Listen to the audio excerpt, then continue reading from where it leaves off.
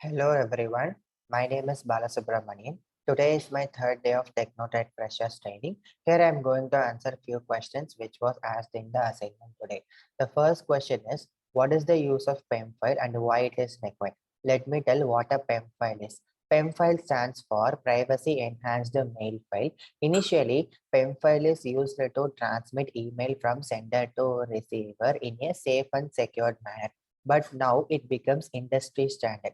The sender and the receiver can confront enough so that their email is transmitted between them two is not compromised during transmission using PEM.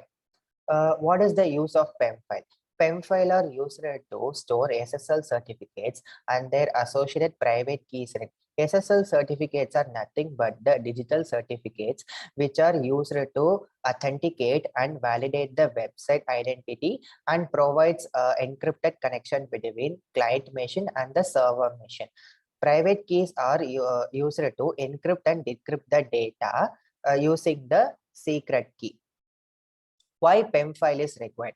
PEM file is required to PEM file is required to establish a secured connection between client and the server over a non-secured network. When a user creates a new instance in AWS, a PEM file with SSL certificate and its private key is provided to the user. The user can able to have a secure connection into the new EC2 instance using this private key. Why do we use AWS S3? Why can't we store files or images or static content on EC2 instance?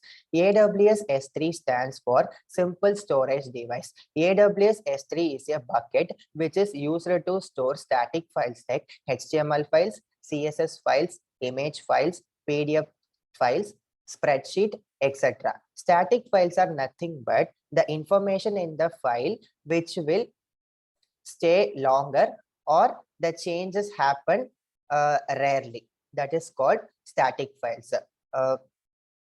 It is recommended to store dynamic files on EC2 instance. The dynamic files are nothing but the information on the file will change frequently. Examples are buffer files, cache files, and scratched data. We can also store the static files on EC2 instance, but it is not recommended because the HTML files or CSS files, the static files could be very larger. So we need to extend the EC2 space. That will be a very costlier.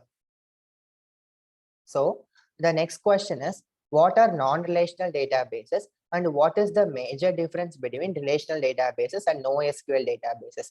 Non-relational databases or databases that does not uses the general schema for rows and columns as like traditional databases.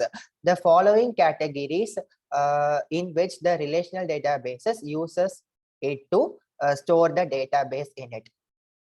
The first category is document-based data storage. The second is columnar-based data storage. Third one is key or value-based data storage. Fourth one is object-based data storage. Fifth one is time series-based data storage. Example of some non-relational databases are MongoDB, Apache Cassandra, Amazon DynamoDB, Redis, etc.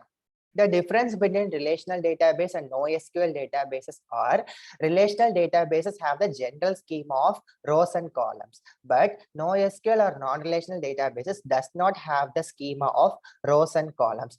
Relational database does not store the data in hierarchical fashion. As we already know, the data in relational databases are always stored in the linear fashion.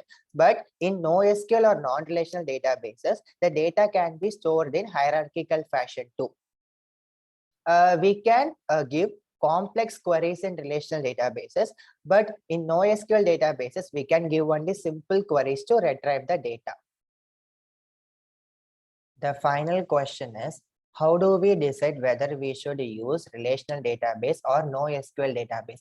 The choice of database selection between relational database and non-relational databases entirely depends on its use and application. For organizations that need to store predictable data and structured data with a finite number of individuals or applications accessing it, relational database is the best option. For organization who needs more dynamic data and need to store and access multiple servers through locally in the cloud, can use non-relational database as the option. So I hope my answers are helpful to you. Thank you.